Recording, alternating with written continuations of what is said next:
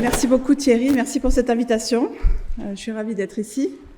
Et moi, effectivement, mon parcours a été plus sur les questions internationales et sur les questions de géopolitique, mais aussi de résolution des conflits, ce qu'on appelle résolution, prévention, résolution et gestion des conflits, notamment des conflits armés, des conflits violents, et notamment en Afrique. J'en parlerai un petit peu tout à l'heure.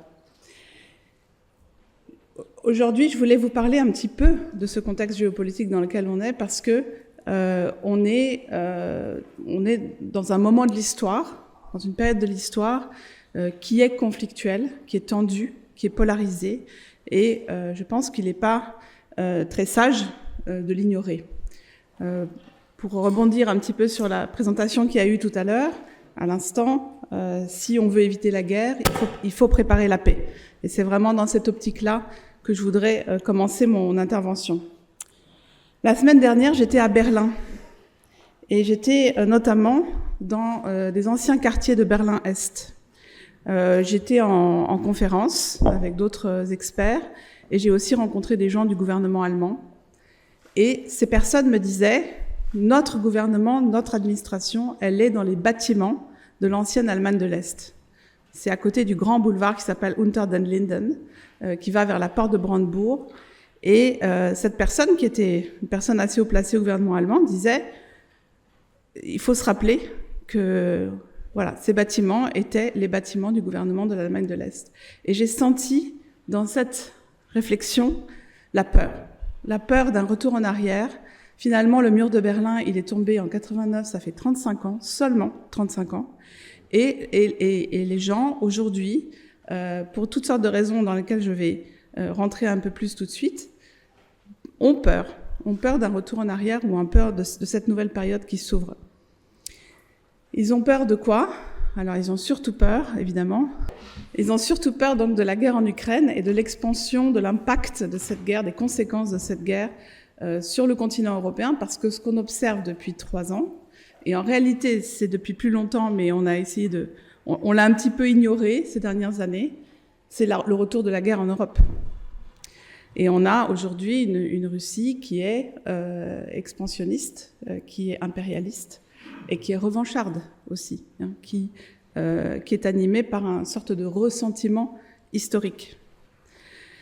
Et évidemment, les Allemands ne sont pas les seuls à avoir peur. Les pays baltes ont peur, les pays scandinaves ont peur, la Pologne a peur, mais se prépare aussi. Donc, évidemment, ce changement de direction, cette prise de conscience d'un certain nombre de pays européens est vraiment importante pour nous, en Europe de l'Ouest, et il faut qu'on y réfléchisse beaucoup.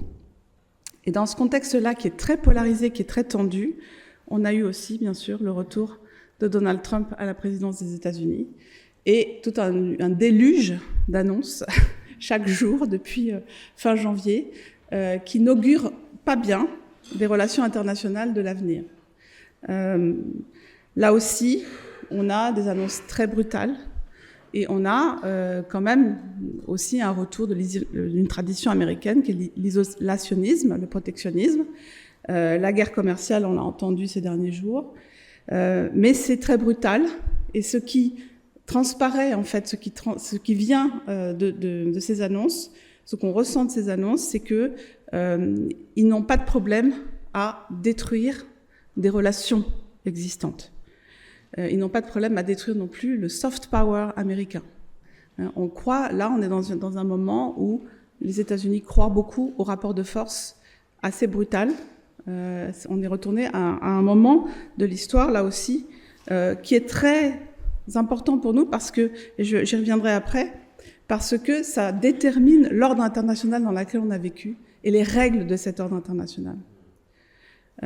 Alors, qu'est-ce que ça veut dire ? Ça veut dire que les États-Unis étaient une puissance hégémonique et qu'ils ont construit l'ordre international de 1945 autour de leur hégémonie.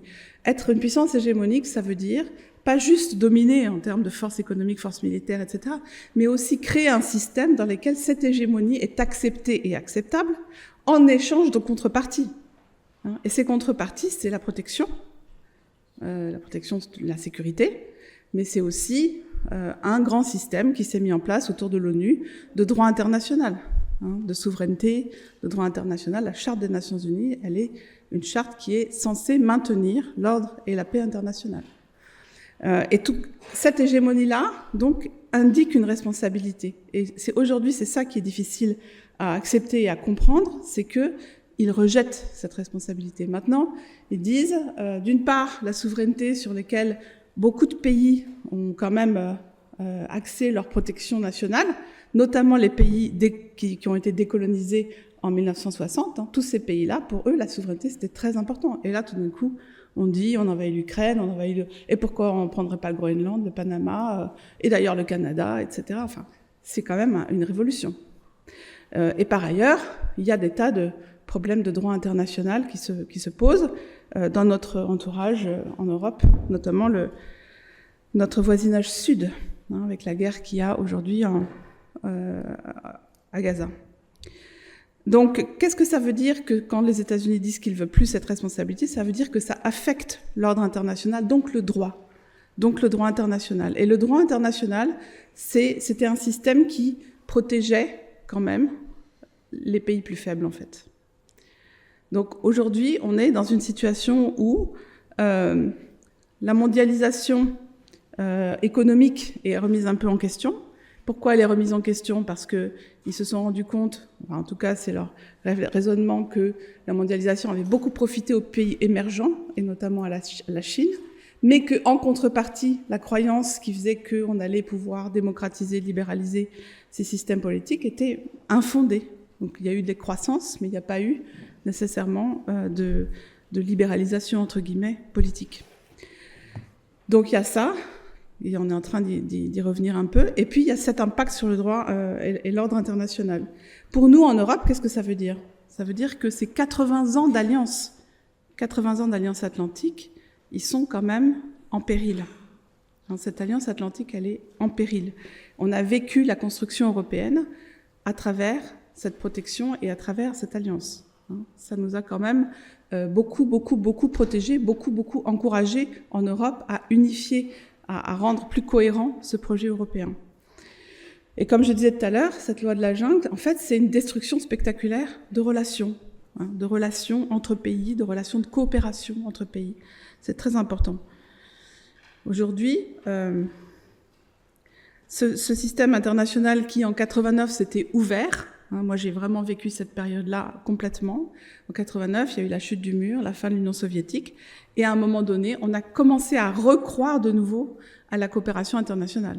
C'est-à-dire, on s'est dit tout d'un coup au Conseil de sécurité, il peut y avoir un consensus sur la résolution des grands conflits, justement, ou des petits conflits ou moyens conflits. On peut de nouveau ouvrir un espace de dialogue autour de ces sujets. Et à ce moment-là, et ça a été vraiment mon expérience, il y a beaucoup de savoir-faire, beaucoup de connaissances qui ont été acquises sur la médiation, sur la résolution des conflits, la prévention des conflits. Il y a eu un génocide au Rwanda en 1994. On a beaucoup réfléchi aux mécanismes de la violence, à la prévention de la violence, à comment on évite que ça se reproduise. Il y a eu beaucoup de réflexions sur le maintien de la paix aussi, les forces de maintien de la paix, les casques bleus, comment on fait, et comment on fait notamment dans des pays fragiles, dans des pays qui sont comme l'Afghanistan, comme Haïti, ou qui ont un état très fragile, très faible. Il y a eu tout un apprentissage des processus de paix, tout un apprentissage de la technique de négociation, de comment on fait pour partager le pouvoir dans un endroit, dans un pays qui a subi des violences, et des violences ethniques, et des violences et des actes de crimes contre l'humanité, par exemple. On a beaucoup appris. Et cette période-là de l'histoire, elle est en train de se refermer. Donc, en fait, ce qui est très troublant, je dirais, c'est que aujourd'hui, on n'a pas véritablement cette notion qu'on avait d'un système autour de 45, notamment de l'Occident, qui avait un narratif un peu universaliste et qui pouvait proposer ses valeurs libérales, je dirais entre guillemets, au reste du monde. Ce discours-là, aujourd'hui, il est contesté. Cet ordre-là, il est contesté. Et on a donc quelque chose à inventer, je dirais, ou à réinventer. Alors, c'est quand même, je dirais, très troublant qu'on se trouve dans ce monde très polarisé et très contesté. Et ce monde, il se détruit aussi, et c'est là où j'en viens un petit peu à la deuxième partie aussi de mon intervention. Ce monde, il se détruit aussi de l'intérieur. C'est pas juste que on est dans un monde un peu tendu et polarisé, c'est que on a aussi dans nos sociétés un espèce d'affaiblissement de la cohésion sociale, un affaiblissement de la cohésion politique, un affaiblissement de la confiance, d'un niveau de confiance en nos institutions, en nos gouvernements a aussi beaucoup baissé. Et évidemment, les inégalités ont continué à prospérer. On a aussi le problème de la technologie avec toutes ces algorithmes qui divisent en fait, et qui séparent les gens en communautés qui finalement se réunissent de moins en moins, s'isolent. C'est la technologie, les médias sociaux, etc. Ils ont plutôt tendance à isoler la société et à créer une polarisation importante. Un rapport de la Fondation Carnegie il n'y a pas longtemps qui a montré que dans le monde, depuis 15 ans, la polarisation avait augmenté exponentiellement. Et pas seulement en Europe, mais partout dans le monde. Alors, à quoi c'est dû? Je pense que les médias et les technologies, en fait, ont quand même quelque chose à voir avec ça. Alors... Et donc, il y a cette forte polarisation en interne, en Europe. Qu'est-ce qu'on en fait dans les sociétés? Qu'est-ce qu'on en fait et comment on y répond? Donc, moi, il me semble que tout ce savoir-faire sur la médiation, sur la résolution des conflits, etc., ce savoir-faire, il faut le garder, il faut le cultiver et il faut qu'on réapprenne collectivement à réfléchir autrement et qu'on réapprenne à résoudre ces conflits. À les travailler. Alors, comment on peut faire? Ça, c'est mon avis personnel. Je pense que au niveau européen, on n'aura pas le choix que de s'armer. Il va falloir s'armer. Je sais que c'est pas le thème de cette journée, mais je crois que dans ce monde de carnivores, parce que c'est vraiment ça, on n'aura pas le choix. Il faut qu'on soit fort pour être respecté. Et il faut que la voix de l'Europe soit entendue. Je pense qu'il faut aussi qu'on récupère une certaine forme de souveraineté numérique. Ça, et on entend beaucoup ça aujourd'hui dans les médias. Mais ce sur quoi je veux insister aujourd'hui, c'est que il faut aussi faire de la diplomatie, il faut aussi recréer des dialogues, et il faut créer des dialogues en réinventant un certain nombre d'alliances, en réinventant un certain nombre de relations. Donc, j'arrive au cœur de mon métier actuel, qui est de créer des coalitions, des nouvelles coalitions. Qu'est-ce qu'on fait, nous, au Forum de Paris sur la paix? On fait ce qu'on appelle de la gouvernance mondiale. On renforce le système international, le système multilatéral, et on le renforce en créant des coalitions d'intérêt sur des sujets particuliers. Et dans ce monde-là, aujourd'hui, on s'est rendu compte que ce système multilatéral, il avait plein de trous, qu'il y avait plein d'endroits où il manquait des institutions ou des organisations, et il manquait des normes aussi. Je pense à la technologie, l'intelligence artificielle, mais aussi sur la lutte contre le changement climatique, par exemple. Donc, la réalisation de base, c'est de se dire que il y a des tas de sujets sur lesquels les États doivent coopérer, sinon ils s'en sortiront jamais. Donc, le climat, la lutte contre le changement climatique, c'en est un. C'est un très important. La pandémie, la lutte contre les pandémies, c'en est une autre. Donc ça, c'est ce qu'on appelle la gouvernance mondiale. Donc comment on fait pour travailler sur la lutte contre le changement climatique? Il va bien falloir parler aux grands émetteurs de gaz à effet de serre, etc. Donc comment on fait? Il faut créer un dialogue avec ces pays-là. Comment on fait pour travailler sur la régulation de la technologie? Avec qui on discute de ces sujets-là? Comment on fait pour travailler sur les pandémies? Avec qui on discute? Les États-Unis viennent de se retirer de l'OMS. Ça veut dire que l'OMS a perdu 20% de son budget. Il y a des millions de gens qui sont morts du Covid, il n'y a pas si longtemps que ça, y compris aux États-Unis, et beaucoup aux États-Unis d'ailleurs. Qu'est-ce qu'on fait aujourd'hui pour répondre à cette urgence? Est-ce qu'il ne faut pas compenser, d'une certaine manière, le retrait des États-Unis de l'OMS pour pouvoir se protéger contre les pandémies? Bref, tout ça pour dire que dans un certain nombre de grands sujets, commerce, technologie, climat, santé mondiale, il va falloir faire de la gouvernance mondiale. Donc, continuer à travailler sur les normes.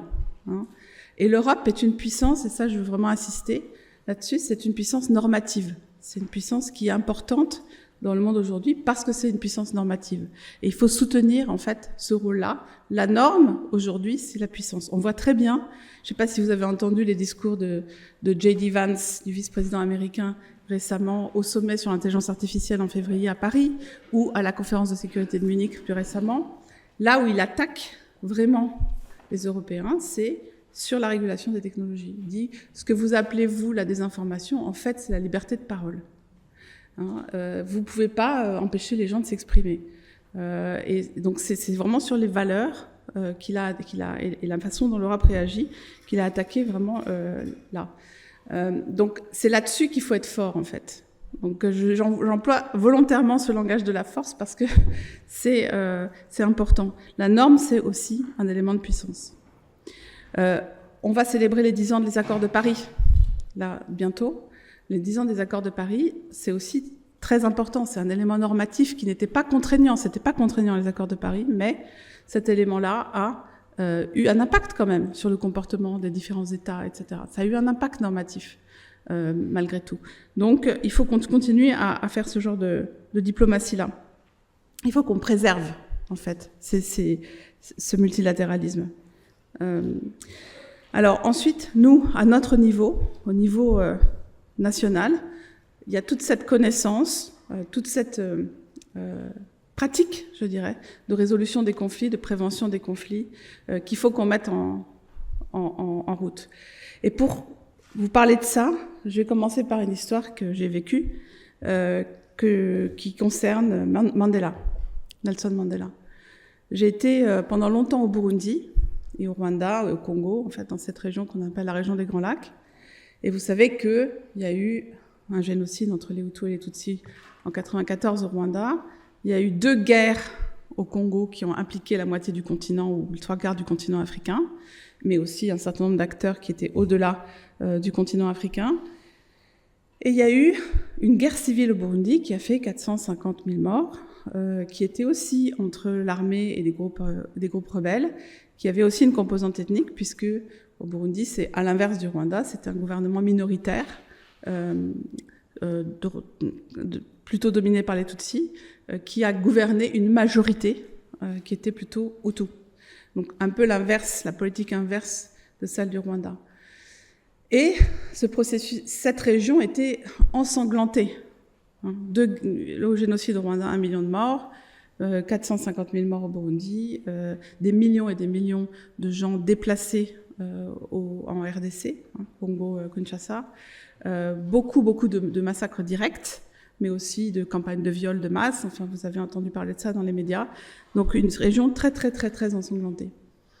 Et quand le processus de paix a commencé, pour mettre fin au conflit du Burundi spécifiquement, c'était un processus africain. C'était d'abord le président de la Tanzanie, Julius Nyerere, qui était médiateur, et puis ensuite il est mort 18 mois plus tard.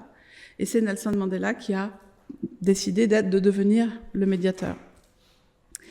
Et donc tout le monde au Burundi, toutes les délégations, le processus de paix était enchanté, était excité de rencontrer le grand Nelson Mandela. Et en fait, qu'est-ce qu'il a fait, Mandela ? Il a créé des relations avec chacun de ses leaders, avec chacune de ses délégations. Il y en avait 19 au processus de paix en Tanzanie. Et il a créé des relations et il est venu leur parler directement à chacun. Et il a dit, je l'ai entendu de mes propres oreilles, il a dit à certains leaders de groupes armés, « Je vous connais, j'ai entendu parler de vous. J'ai entendu parler de vous et j'aime pas ce que vous faites, ce que vous avez fait. Par contre, vous êtes ici aujourd'hui, ça j'aime bien. Ça j'aime bien et ça j'aime ce que vous faites maintenant. » Et je l'ai vu aussi passer dans tous les étages, dans tous les rangs de l'amphithéâtre, avant de faire un grand discours qui a vraiment fait tourner le processus de paix. Il est passé dans chaque rang, et c'était un vieux monsieur, il était frêle, il avait une canne, il s'appuyait sur quelqu'un. Il a serré la main de toutes les personnes dans la salle, y compris moi d'ailleurs. Et on était très, très, très, très honorés, en regardant les gens dans les yeux, en souriant, en faisant des commentaires, des compliments sur la coiffure, sur le parfum des uns des autres, etc. Vraiment un petit mot personnalisé à chacun. Et ce vieux monsieur qui est passé dans tous les rangs, il est arrivé sur scène et il a fait un grand discours sur l'ethnicité dans le processus de paix, en disant on croit que c'est premièrement, on croit que c'est un conflit ethnique, alors qu'en fait c'est un conflit politique. Et tant qu'il y aura ce problème d'ethnicité qui va empoisonner ce conflit et que tout le monde se réfugiera derrière ces questions ethniques, je suis protégé, je suis attaqué, je suis victime, je suis bourreau, ça ne pourra jamais fonctionner. Il y a une question à régler, c'est la question de la coexistence entre la minorité et la majorité. Qu'est-ce qu'on fait ? Ce discours a fait des vagues énormes dans toute la région parce que c'était complètement tabou à l'époque de parler d'ethnicité. Tout le monde ne pensait qu'à ça, bien entendu. Tout le monde ne pensait qu'à ça et le conflit était... Les gens, leur identité était énormément réduite à la question ethnique, mais personne n'en parlait. Et lui, il a cassé le tabou. Il a complètement fait voler les choses en éclats. Alors pourquoi je raconte cette histoire ? Parce que après ce discours, il y a eu énormément de colère, je dirais, chez les acteurs de la région, pas seulement au Burundi, mais dans toute la région, y compris au Rwanda. Comment se permet-il ? Mais comme c'était Mandela, c'était Mandela. Voilà. C'est pas possible de contester son discours ou de le critiquer. Et après, pendant les discussions au processus de paix, il y a eu plusieurs mois, voire années, où les gens se sont insultés en disant « c'est vous les génocidaires », non, mais vous êtes une armée monoethnique Tutsi, vous êtes des putschistes, non, vous êtes des génocidaires, vous êtes des putschistes, etc. Et au bout d'un certain temps, ça comme si ça avait crevé l'abcès, un petit peu.